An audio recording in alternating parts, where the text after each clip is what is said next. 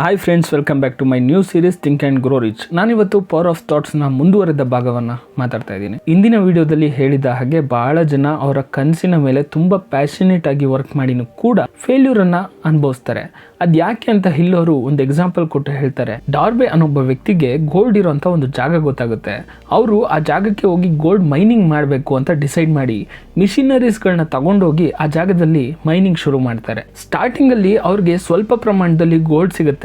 ಅದೇ ಜೋಶಲ್ಲಿ ಅವರು ಅಲ್ಲಿ ಮೈನಿಂಗ್ ಅನ್ನ ಮುಂದುವರಿಸ್ತಾರೆ. ಬಟ್ ಕೆಲವು ದಿನ ಆದ್ಮೇಲೆ ಅಲ್ಲಿ ಎಷ್ಟೇ ಅಗದ್ರೂ ಕೂಡ ಅವ್ರಿಗೆ ಗೋಲ್ಡ್ ಸಿಗ್ತಿರಲ್ಲ. ಡಾರ್ಬೆ ಅವ್ರಿಗೆ ಡಿಸಪಾಯಿಂಟ್ ಆಗಿ ಆ ಮಿಷಿನರೀಸ್ ಗಳನ್ನ ಒಬ್ಬ ವ್ಯಕ್ತಿಗೆ ಸೇಲ್ ಮಾಡಿ ಆ ಜಾಗದಿಂದ ರಿಟರ್ನ್ ಆಗ್ಬಿಡ್ತಾರೆ.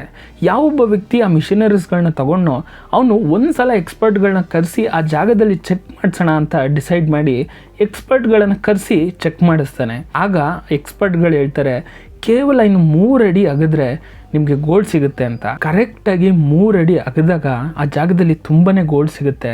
ಆ ಗೋಲ್ಡಿಂದ ಆ ವ್ಯಕ್ತಿ ಮಿಲೇನಿಯರ್ ಆಗ್ತಾನೆ. ಈ ಕಥೆಯ ಮೆಸೇಜ್ ಏನಂದರೆ, ತುಂಬ ಜನ ಅವರ ಲೈಫಲ್ಲಿ ಸಕ್ಸಸ್ ಸಿಗಬೇಕು ಅಂತ ತುಂಬ ಕಷ್ಟಪಟ್ಟಿರ್ತಾರೆ, ತುಂಬ ವರ್ಕ್ ಮಾಡಿರ್ತಾರೆ.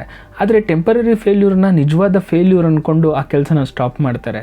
ಬಟ್ ನಿಜ ಏನಂದರೆ ಅವರು ಆ ಸಕ್ಸಸ್ಗೆ ತುಂಬಾ ಹತ್ರ ಇರ್ತಾರೆ. ಮೇ ಬಿ ಡಾರ್ಬೆ ಅವ್ರ ಥರ ಜಸ್ಟ್ 3 ಅಡಿ ದೂರದಲ್ಲಿ ಅವರು ಅದನ್ನು ಕಳ್ಕೊಂಡಿರ್ತಾರೆ. ಡಾರ್ಬೆ ಅವರು ಈ ಇನ್ಸಿಡೆಂಟ್ನ ಲೈಫ್ ಲೆಸನ್ ಆಗಿ ತಗೊಂಡು ನೆಕ್ಸ್ಟ್ ಅವರು ಲೈಫ್ ಇನ್ಶೂರೆನ್ಸ್ ಪಾಲಿಸಿಗಳನ್ನ ಸೇಲ್ ಮಾಡೋದಕ್ಕೆ ಶುರು ಮಾಡ್ತಾರೆ.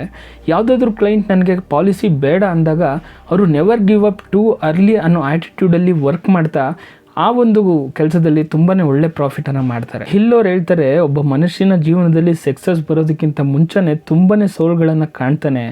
ಆ ಸಮಯದಲ್ಲಿ ನಾನು ಈ ಕೆಲಸನ ಅರ್ಧಕ್ಕೆ ನಿಲ್ಲಿಸೋದೇ ಕರೆಕ್ಟ್ ಅನಿಸಿ ತುಂಬ ಜನ ಆ ಕೆಲಸನ ಅರ್ಧಕ್ಕೆ ನಿಲ್ಲಿಸ್ತಾರೆ. ಆದರೆ ಸಕ್ಸಸ್ ಅನ್ನೋದು ಸೋಲ್ಗಿಂತ ಒಂದೇ ಒಂದು ಮೆಟ್ಲು ಮೇಲಿರುತ್ತೆ. ಈ ಪವರ್ ಆಫ್ ಥಾಟ್ಸ್ನ ನನ್ನ ಲೈಫ್ಗೆ ಕಂಪೇರ್ ಮಾಡಿಕೊಂಡು ನನ್ನ ಎಕ್ಸ್ಪೀರಿಯನ್ಸ್ನ ನಿಮ್ಮ ಜೊತೆ ನಾನು ಮುಂದಿನ ವಿಡಿಯೋದಲ್ಲಿ ತಿಳಿಸ್ತೀನಿ. ನೆಕ್ಸ್ಟ್ ವಿಡಿಯೋದಲ್ಲಿ ಸಿಗೋಣ.